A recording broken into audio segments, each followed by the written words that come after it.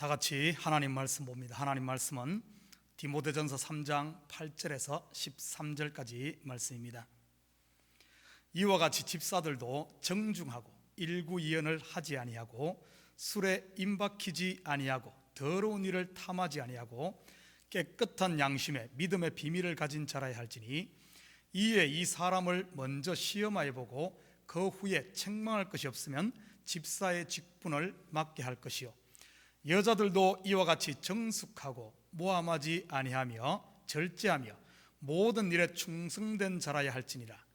집사들은 한 아내의 남편이 되어 자녀와 자기 집을 잘 다스리는 자일지니 집사의 직분을 잘한 자들은 아름다운 지위와 그리스도 예수 안에 있는 믿음의 큰 담력을 얻느니라. 아멘. 우리는 지난 새벽에 감독의 직분이 타이틀이 아닌 포지션임을 공부했습니다. 높고 낮음의 관계가 아니라 역할 분담이죠.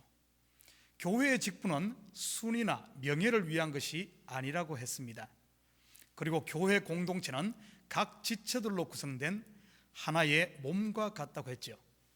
우리 몸의 각 지체는 고유한 역할이 있고 어느 것 하나 소중하지 않은 것이 없습니다. 교회 공동체 또한 마찬가지죠. 성도는 하나님 나라의 관중이 아닌 선수요 구경꾼이 아닌 일꾼입니다. 계속해서 오늘 새벽에는 집사의 직분에 대해서 알아보겠습니다. 8절 같이 읽겠습니다. 이와 같이 집사들도 정중하고 일구이연을 하지 아니하고 술에 임박히지 아니하고 더러운 일을 탐하지 아니하고. 목사님, 저는 집사 아닌데요. 목사님, 저는 집사 졸업한 지 오래됐습니다. 저는 장로입니다. 권사입니다. 목사님, 저는 전도사 목사입니다. 혹시 마음에 이렇게 생각하시는 분은 없겠죠? 누가복음 22장 24절에서 27절 같이 봅니다. 또 그들 사이에 그 중에 누가 크냐 하는 다툼이 난지라 예수께서 이르시되 이방인의 임금들은 그들을 주관하며 그 집권자들은 은인이라 칭함을 받으나 너희는 그렇지 않을지니 너희 중에 큰 자는 젊은 자와 같고 다스리는 자는 섬기는 자와 같을지니라. 앉아서 먹는 자가 크냐 섬기는 자가 크냐? 앉아서 먹는 자가 아니냐? 그러나 나는 섬기는 자로 너희 중에 있노라. 집사를 헬라 원어로는 디아코노스라고 하는데 이는 시중드는 사람, 섬기는 사람이란 뜻입니다. 예수님께서 제자들에게 나는 섬기는 자로 너희 중에 있노라 말씀하실 때 이 단어를 사용하셨습니다. 나는 디아코노스다.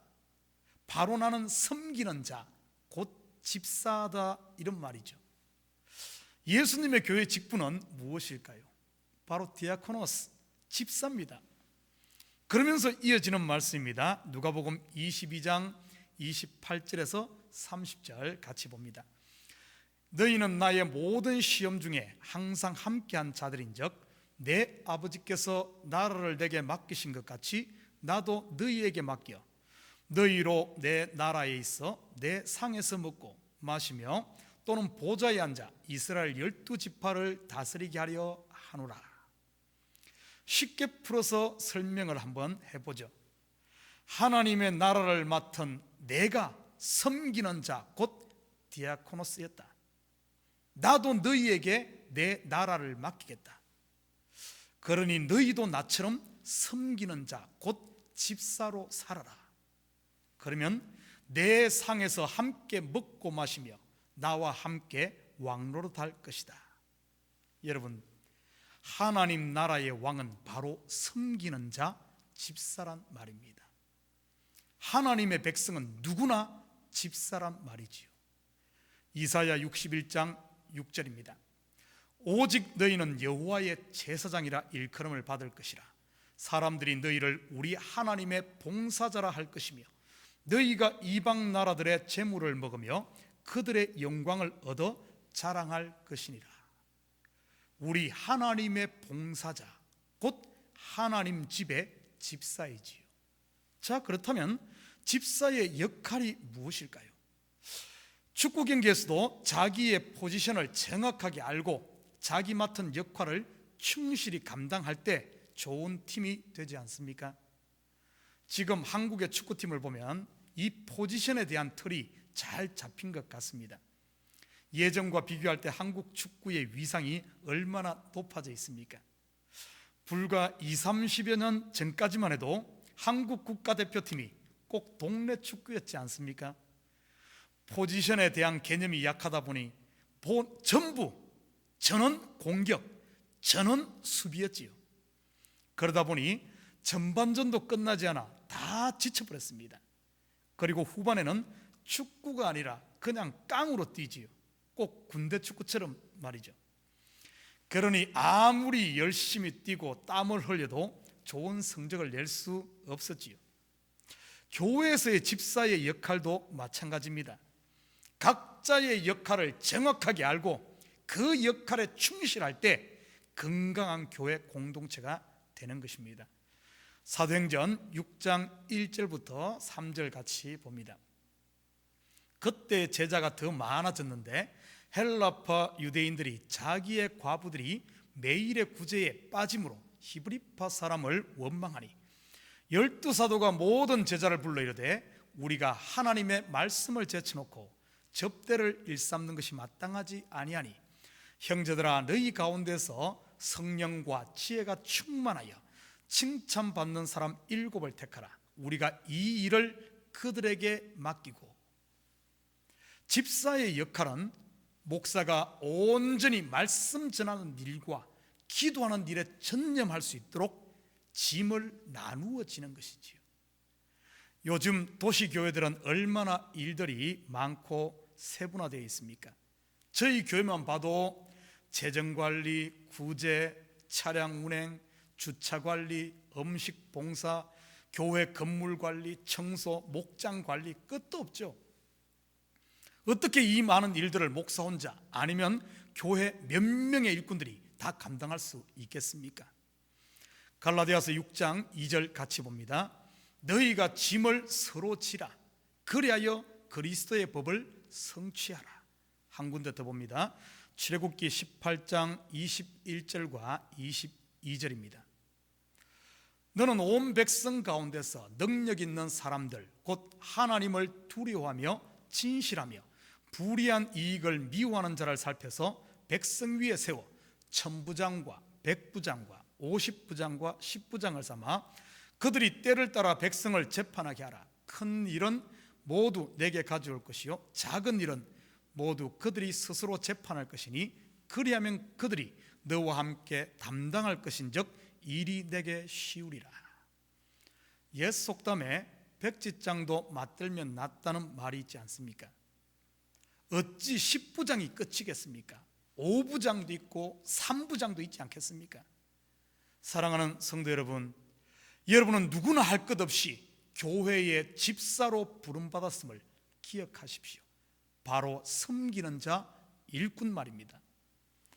우리 예수님의 마음을 한번 살펴볼까요? 마태복음 20장 1절에서 7절입니다. 같이 봅니다. 천국은 마치 품꾼을 얻어 포도원에 들여보내려고 이른 아침에 나간 집주인과 같으니 그가 하루 한 데나리온씩 품꾼들과 약속하여 포도원에 들여보내고 또 제3시에 나가보니 장터에 놀고 서 있는 사람들이 또 있는지라. 그들에게 이르되 너희도 포도원에 들어가라. 내가 너희에게 상당하게 주리라니 그들이 가고 제6시와 제9시에 또 나가 그와 같이 하고 제11시에도 나가보니 서 있는 사람들이 또 있는지라. 이르되 너희는 어찌하여 종일토록 놀고 여기 서 있느냐. 이르되 우리를 품꾼으로 쓰는 이가 없음이니이다. 이르되 너희도 포도원에 들어가라 하니라. 예전에 한 성도로부터 이런 말을 들은 적이 있습니다. 이 교회는 죄다 다 집사네. 저 집 사람은 집사감도 아닌데 집사 시켰네 하는 조롱 섞인 말이겠죠. 저도 이해를 합니다. 요즘 교회들 자격이 미달된 사람에게 직분을 너무 남발한다는 비판도 있지 않습니까? 그 말도 충분히 이해하고 수용합니다. 그런데 과연 예수님의 마음은 무엇일까요? 깜이 되는 사람만 일감을 주고 깜이 안 되면 배제시키는 것일까요? 위에 읽은 비유에서 아침 일찍 픽업된 일꾼들은 아마 누가 봐도 건장하고 일 잘하는 깜이 되는 사람일 겁니다. 제3시에 픽업된 사람들은요, 제3시는 현재 시간으로 오전 9시입니다. 아침 일찍 픽업된 사람보다는 좀 못하지만 그래도 쓸만했겠죠. 제6시와 9시에 픽업된 일꾼들은요, 요즘 시간으로 말하면 12시와 오후 3시죠. 그렇다면 제11시는요, 제12시가 마감 시간이니 끝나기 1시간 전에 픽업된 사람요. 아마 이들은 아무도 일꾼으로 쓰기를 꺼려하는, 요즘 말로 하면 도저히 깜이 안 되는 사람일 겁니다. 여러분은 스스로 여러분 자신을 바라볼 때 몇 시에 픽업된, 아니면 몇 시에 픽업될 일꾼으로 보시나요? 아침 일찍, 제3시, 제6시, 제9시, 아니면 제11시. 아마 아침 일찍 하자니 양심에 찔릴 거고, 제11시 하자니 자존심 상하죠. 그래서 한 중간에서 조금 앞서는 제3시나 60쯤에 픽업된 일꾼쯤으로 생각하시나요? 괜찮습니다. 사람은 누구나 자기에게는 관대하고 남에게는 좀 짜게 굴죠. 사도 바울의 고백을 한번 볼까요? 고린도전서 15장 8절에서 10절입니다. 맨 나중에 만삭되지 못하여 난 자 같은 내게도 보이셨으니 나는 사도 중에 가장 작은 자라. 나는 하나님의 교회를 박해하였으므로 사도라 칭함받기를 감당하지 못할 자니라. 그러나 내가 나된 것은 하나님의 은혜로 된 것이니 내게 주신 그의 은혜가 헛되지 아니하여 내가 모든 사도보다 더 많이 수고하였으나 내가 한 것이 아니요 오직 나와 함께 하신 하나님의 은혜로다. 오늘 이 사도 바울의 고백을 예수님의 비유에 적용하자면 사도 바울은 자신을 11시에 픽업된 일꾼으로 소개하네요. 깜이 안 되는 일꾼, 곧 자격 미달인 사도요. 그럼에도 자신을 일꾼으로 불러주신 그분의 은혜를 알았기에 마감 전 남은 그 1시간을 허비할 수 없었던 것이죠.